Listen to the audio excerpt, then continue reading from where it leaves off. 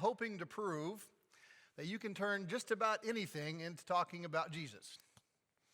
And so I've had this idea of a day in the life of Jesus kicking around in my head for a while now.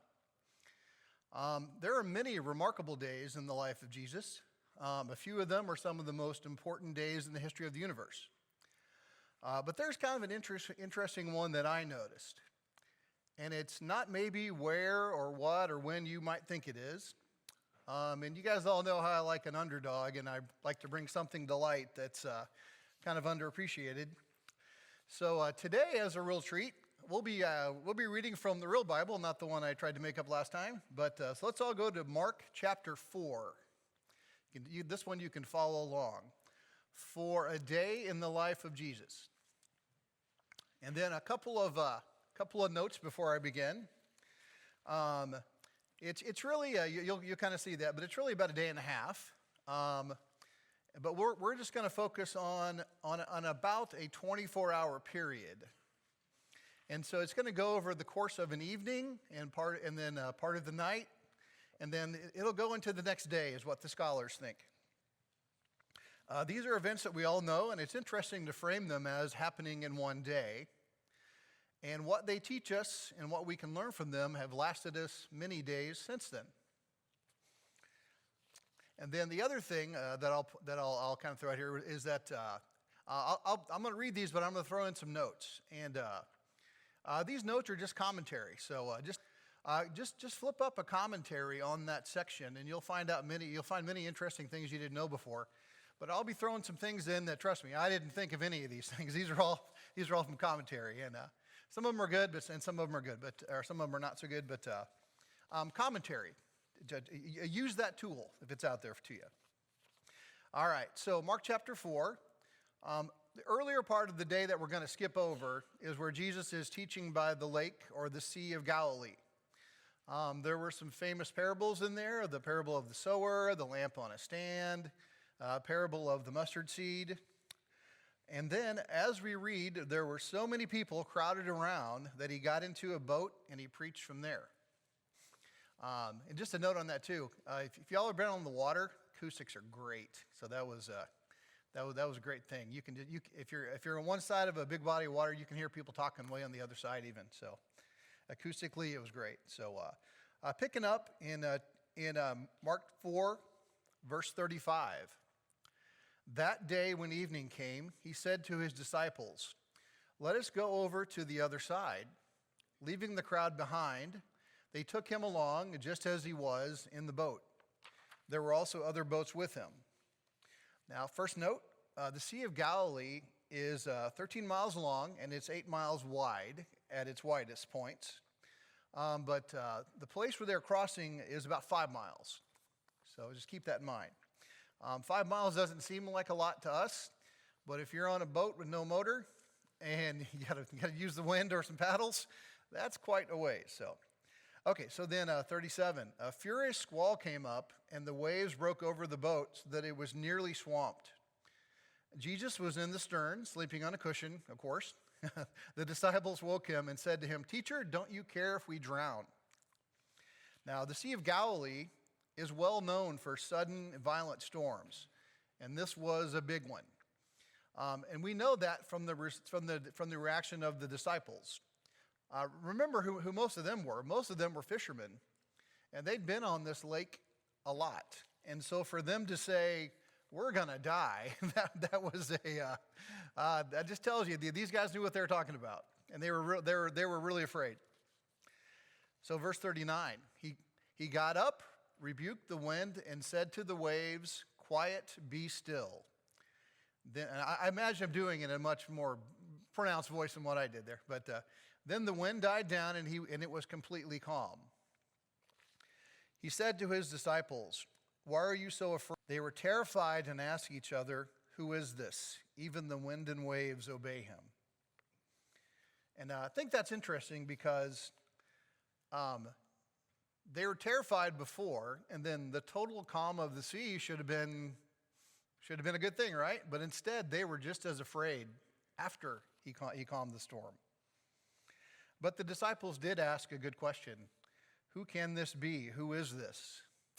And then we see in the span of just a few moments, they saw Jesus for everything he was. He was asleep there on the cushion, and then he did something nobody else could do. But they saw him for who he was. He was a man and he was God at the same time. Then picking up again, this will start in chapter 5. They went across the lake to the region of the Gerasenes. When Jesus got out of the boat, a man with an impure spirit came from the tombs to meet him. This man lived in the tombs, and no one could bind him anymore, not even with a chain. For he had often been chained hand and foot, but he tore the chains apart and broke the irons on his feet. No one was strong enough to subdue him. Night and day among the tombs, and then in the hills, he would cry out and cut himself with stones. So, note there, the other side of the lake was where those people lived. And what that was is it was a region of what they called the Decapolis, or the 10 cities. The big thing to know from that is that it was not really a Jewish area. It was more of a Gentile area. So just kind of keep that in mind there a little bit too. But anyway, the Decapolis, or the 10 cities area. And then, verse 6, when he saw Jesus from a distance, he ran and fell on his knees in front of him. He shouted at the top of his voice, "What do you want with me, Jesus, Son of the Most High God? In God's name, don't torture me." For Jesus had said to him, "Come out of this man, you unclean spirit." So what does that tell you? They knew. They knew who they were dealing with. And when the demon said, in response to him, "Don't torture me," and you notice who they appealed to? In God's name. The dark side will do that. They will disguise themselves in that. And this is the way they tried to resist Jesus. And then, as we're reading too, there's this is from the commentary, so again, I didn't think of this, but there's a fascinating thing going on right here. And it's underlying this narrative. And the idea, you had spiritual power over another if you knew and said their name. In other words, if you identified them. And this is why the unclean spirits addressed Jesus with his full title, Jesus, Son of the Most High God. And then, according to those superstitions, this was them taking the first shot. So that was not they were not addressing him in that manner to confess his divinity, but they were trying to get top hand of the situation. Then moving along, 9. Then Jesus asked him, "What is your name?" "My name is Legion," he replied, "for we are many." And he begged Jesus again and again not to send them out of the area. So did you catch that? First, in the very beginning, he said, "What do you want with me?" That's singular. But then at the end, you notice that there's a bunch of us. And did you notice the demon-possessed man did not give up any names. Fascinating there. They refused to give their names in an attempt to win the conflict still. But even they ultimately found out who they were dealing with. And you can see from the account that Jesus was not playing into the superstition about knowing the demon's name to have any power over him. In fact, Jesus showed that it was unnecessary for him to have to know the name of the demon. And when they replied Legion, as we know, they weren't saying any names, but they tried to intimidate him with their large number. A Roman legion consisted of around 6,000 men usually. It could vary a little bit. Now, we don't think there were 6,000 demons in there. In fact, a little bit later on, it said there were 2,000 pigs that they got sent into. So maybe someplace in that number, or we don't know the number, I guess. But what that legion was saying was that there's a lot of us, we're organized, we're unified, and we're ready to fight. And then another note, according to the onlookers, and as we're going to find out in just a little bit toward the end of that, there were people who saw the whole thing. And those people probably felt that the unclean spirits had the upper hand. They knew and used the name of Jesus, And they knew that the demon didn't give them the name. So everyone there was pretty sure about what's going to happen, or they thought so anyway. But they were dealing with Jesus, and he easily cast out the unclean spirits out of the afflicted man. So isn't that fascinating on the inside kind of story about what was going on there a little bit? Resuming with verse 11, a large herd of pigs was feeding on the nearby hillside. The demons begged Jesus, "Send us amongst the pigs and allow us to go into them." He gave them permission, and the impure spirits came out and went into the pigs. The herd of about 2,000 in number then rushed down the steep bank into the lake and were drowned. And so did you catch a few interesting things in there? The demons begged him. And in Luke, it said that it's because they thought he would command them to go into the abyss. So that was where their punishment was going to be. But they begged him not to be sent there. And they also didn't want to become inactive because they're always after us. They're always after someone. And then did you also notice that the demons couldn't even afflict a pig without the permission of God? So we know who the boss is. But it showed us that maybe a reason why Jesus allowed the demons to go into the pigs is because he wanted everyone to know that the real intention of what the real intention of these demons was. They wanted to destroy the man, just as they destroyed the pigs. But because men are made in the image of God, they could not have their way with him as easily as they wanted to. But we saw their intention. They wanted to destroy him. Picking up again with verse 14. Those tending the pigs ran off and reported this in the town and countryside. So there's the people who saw what happened. And the people went out to see what happened. When they came to Jesus, they saw the man who had been possessed by the legion of demons, sitting there dressed and in his right mind, and they were afraid. Those who had seen it told the people what had happened to the demon-possessed man and told about the pigs as well. And then, guess what happened?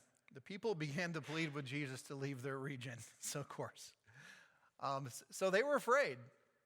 Part of it could have been that they found out that their worthless superstitions were worthless. They didn't know what to make of it. The demons should have had the upper hand on Jesus because they used his name and he didn't use theirs. But they didn't. And then also interesting, they didn't seem to mind having the demon-possessed guy around, but yet they ended up not wanting to have Jesus around. And they wanted him to leave, and he did.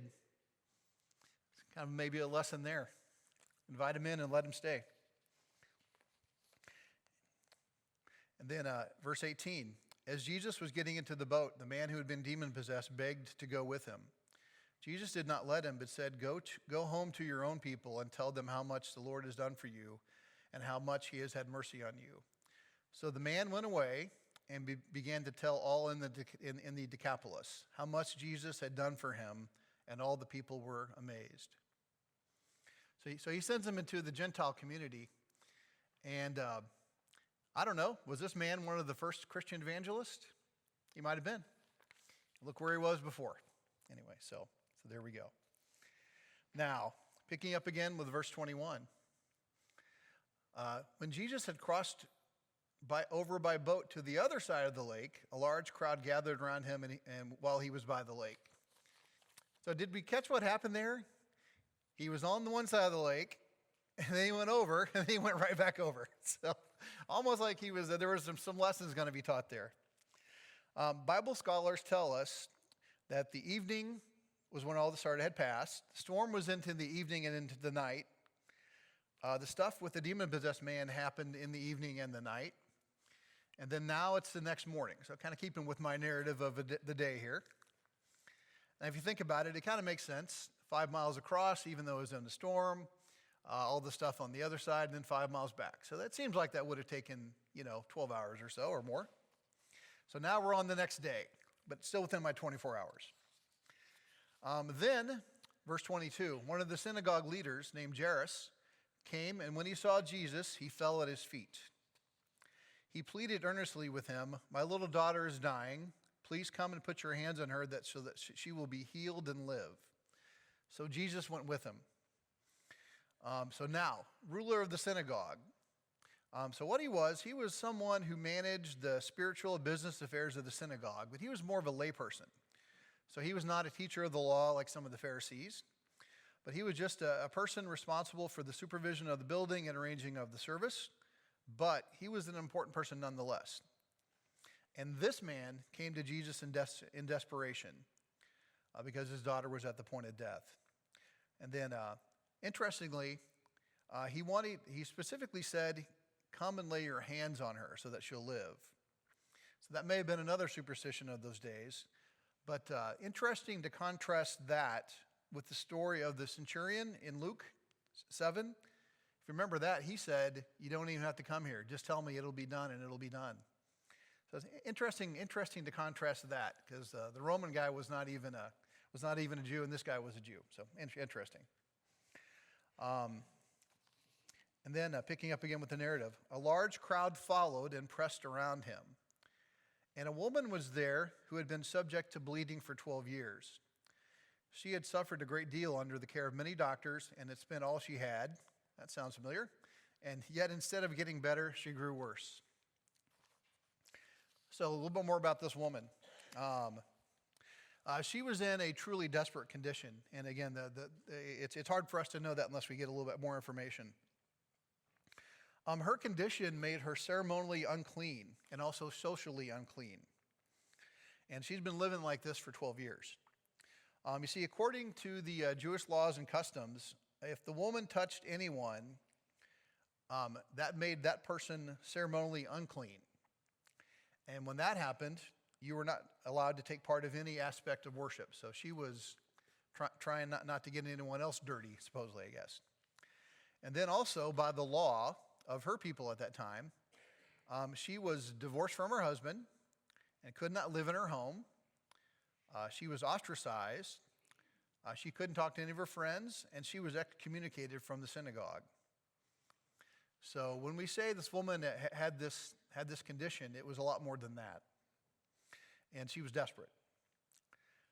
27, when she heard about Jesus, she came up behind him in the crowd and touched his cloak because she thought, if I just touch his clothes, I will be healed.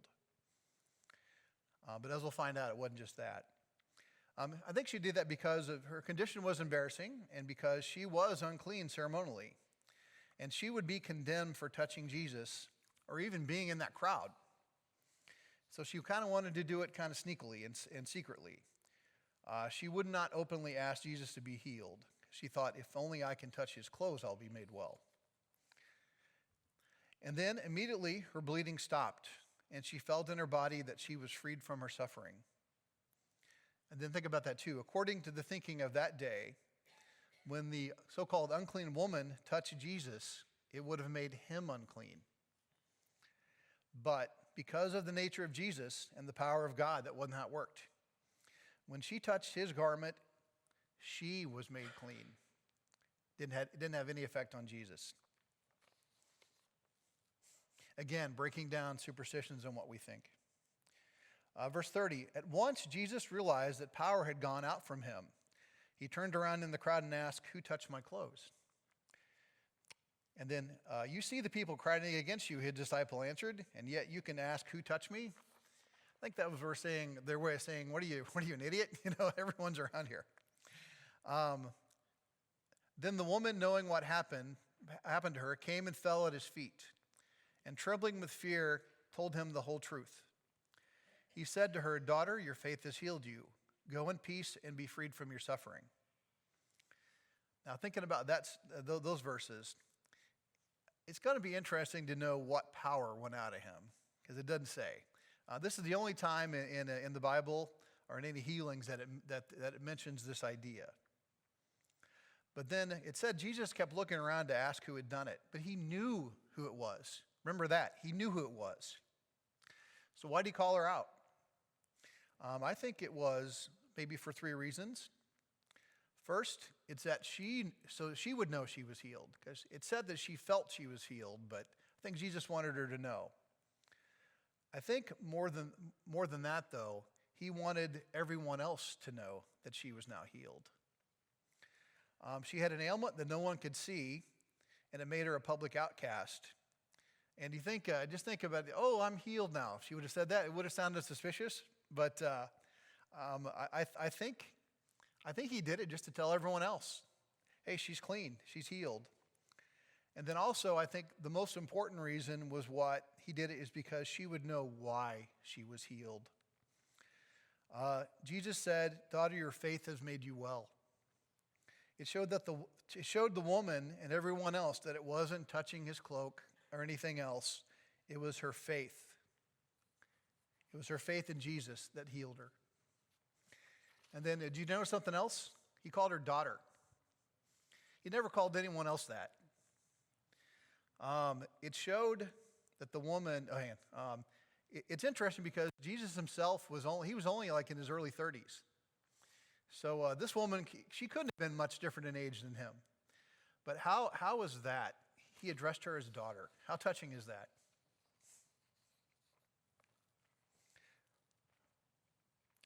"35.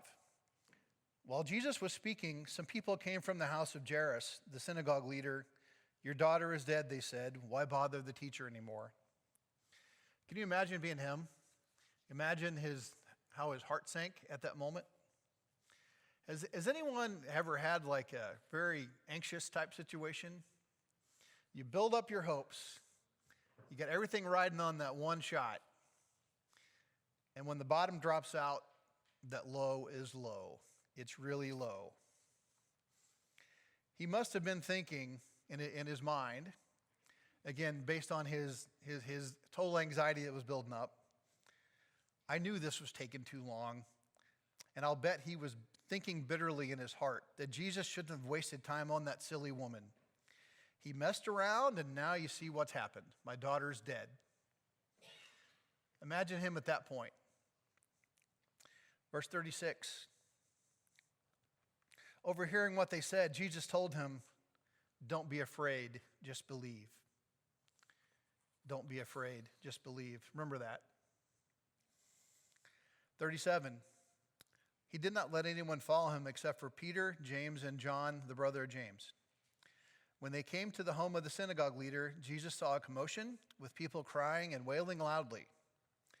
He went in and said to them, why all this commotion and wailing? The child is not dead but asleep. But they laughed at him. So in that day, it was customary to hire professional mourners. It is probable that a guy as important as the synagogue leader, as Jairus was, would have been expected to hire a large number of people to mourn for him. But the professional mourners only grieved superficially. Notice how quickly they turned from weeping and all that to laughing at Jesus. So it also tells you to put your faith in friends.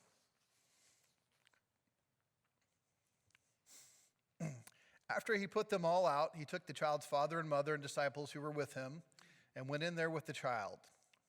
He took her by the hand and said to her, Talitha cum, which means, little girl, I say to you, get up. And then another side note, isn't it great? Mark is actually telling you the language that he spoke in. So just another proof that the Bible is true, because why would you make that up? Anyway. Immediately, the girl stood up and began to walk around. She was 12 years old. At this, they were completely astonished. He gave strict orders not to let anyone know about this and told them to give her something to eat. And I don't know what this means. I'll just throw it out here too. But remember, the girl's 12 years old, and the woman who just suffered from the uncleanliness had been doing it for 12 years. No idea if that means anything, but interesting. And then think about this too. In the account of Lazarus in John, people thought that Jesus was also too late to help him. They said, if only you had got here earlier, my brother would live. And everyone thinks that there's no hope. We forget who he really is and what he's capable of, and that's everything. So that's a day in the life of Jesus, or at least a day that I picked. He had a fun boat ride, drove out some demons, healed a nice lady, raised a little girl back to life. Easy peasy, huh? Well, for Jesus it was. But of course, people back then didn't know, but we've read the rest of the book. We know how it ends. Anyway, so that was fun. But what are we not getting? What are we not understanding from that day? And here's the whole point. There's plenty, and it's remarkable. So the first, Jesus calms the storm. There's a lot of lessons and a lot of sermons that have come from about that event, and a lot of them are based on the subject, and they give the message that Jesus will be there in the storms of your life, or Jesus won't drag you anything that you can't get out of. They won't get you out of, and all that's true. But I'm kind of a dumb guy. Let's pull out. Let's look at the obvious. Jesus told the wind and the waves to calm down, and they did. So no big message there. It happened. There's an interesting commentary that reminds us in Genesis 1 that in the beginning God created the heavens and the earth, and you kind of know the rest of that. And then we know further in John 1 that in the beginning was the Word, and the Word was with God, and the Word was God. Through him all things were made, and without him nothing was made. So while a wind or a wave, if you think about that, that's kind of an energy thing there, cannot be created. The water and the air sure could, and they were created. And I think they were forced to obey the voice of the one who created them. They had no choice. Truth. Jesus is Lord over the earth and over creation. 2, Jesus heals the demon-possessed man. This one's a biggie.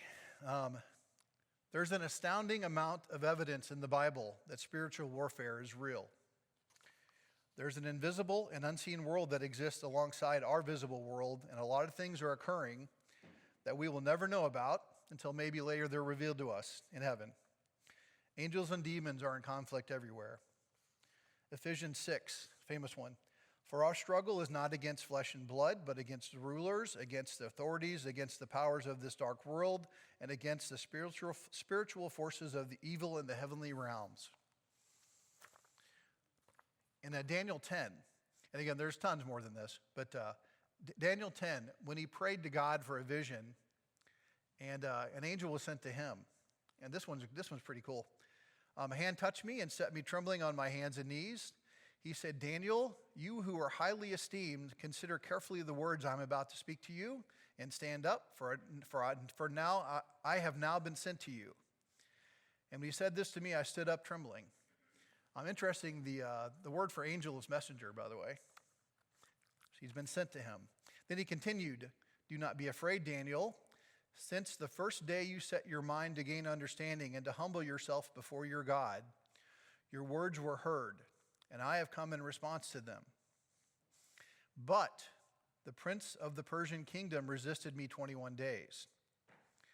Then Michael, one of the chief princes, came to help me because I was detained there with your people and the visions and that kind of thing. But the important thing was the king of Persia was not a person. Michael's not a person. They were thought the principalities and the rulers and that kind of thing. But interesting, the little inside pool there. You kind of see what happens on the other side. So now we have an idea that there's a lot more going on there that we can see. And right now, I don't know what's happening, but how would it make? And maybe there's one or two on the roof. Maybe there's one sitting right next to you. And you don't want to know what they're guarding you from. But not to fear. 1 John 4, the one who is in you is greater than the one who's in the world. James 4, submit yourselves then to God, resist the devil, and he will flee from you. And from this account and many others, Jesus is Lord, Lord of the invisible world, Lord of the spiritual realms, and of all created beings. Third one, Jesus heals the woman. One thing I kind of left out of the story on purpose, just for this exact moment, was that in Mark 34, the word healed there actually means saved too. So not only did Jesus heal her physical condition and restore her to the community, he healed her soul too, and her spiritual salvation was the really exciting thing that happened. Remember when he said, your faith has healed you, go in peace. Remember also in the account of the paraplegic or the crippled guy that they had to lower through the roof? when he saw their faith, he also said, "Take heart, your sins are forgiven." And then, if you remember that, Jesus said, "Well, what's easier, to say this guy's sins are forgiven, or to tell him to get up his mat and go home?" And of course, we know what happened. He got him there too. He healed that guy too. So from that and those other stories, we see that Jesus is not just the great physician. Jesus is Lord of salvation. And then the last one, the little girl who was dead. And there's not a lot in that one that's not right out there in the open. She was not living, and then Jesus fixed that. Jesus is Lord of life. And remember, he said, "I am the way, the truth, and the life." He was literally life for that girl. So what a day, or at least the 24 hours that I highlighted. It started in the evening, went all night, and went into about midday the next day. I'd say it was a pretty eventful day, wouldn't you? And we know from that Jesus is Lord. It is very interesting to note that the things that he did didn't make him Lord. He was already that. Those things only demonstrated that he was Lord, which is much different. And when we say Lord, what does it mean? I think it gives him two things that are found in no one else. Could not be found in anyone else. Those things are, it gave him the right and the authority to say what he said and to do what he did. It gave him authority in teaching, gave him authority in judgment, gave him authority over nature and created things. It gave him authority over the spiritual realms, and it gave him, most of all, divine authority. Just kind of wraps up everything else in that one. Matthew 28, all authority in heaven and earth has been given to me. John 10, when he was talking about dying, he says, "I have authority to lay it down," speaking of his life, "and I have authority to take it up again." Mark 1, he commands even the unclean spirits, and they obey him. And then Colossians 1, all things have been created through him and for him. And what, may you ask, did he do with his authority? Well, he did a lot. But the one thing that should concern us is found in Big John 1. "Yet to all who did receive him, to those who believed in his name, he gave the right to become children of God." You notice he gave that right with his authority. Because of who he was, he had the right and authority to make that deal. The most powerful and magnificent being in the universe made that deal and sealed it with his death on the cross. Philippians 2 says, "And being found in appearance as a man, he humbled himself by becoming obedient to death, even death on a cross." And in Galatians 4, "When the time had fully come, God sent his son, born of a woman, born under the law, to redeem those under the law, so that we might receive adoption to sonship." But let us not forget who he was. Not just the things he did. Colossians 1, "The Son is the image of the invisible God, the firstborn over all creation. For in him all things were created, things in heaven and on earth, visible and invisible, whether thrones or powers or rulers or authorities. All things have been created through him and for him. He is before all things, and in him all things hold together. He is the head of the body, the church. He is the beginning of the firstborn from amongst the dead, so that in everything he might have the supremacy. For God was pleased to have all his fullness dwell in him, and through him to reconcile to himself all things, whether things on earth or things or in heaven, by making peace through his shed blood on the cross." So yes, he is mighty. He is, despite who he is, his truly awesome nature and being, you're still a priority. And if you don't think you deserve or think that you're too far away from him for him to care about you, remember what he said to Jairus when that person needed him the most. He told him, "Don't be afraid, just believe." And I think those same words apply to us now in our time too, to all of us. No matter if you've been saved for decades or you're still trying to get on God's team, he always gives us the way to know him. And I think it starts with, don't be afraid, just believe.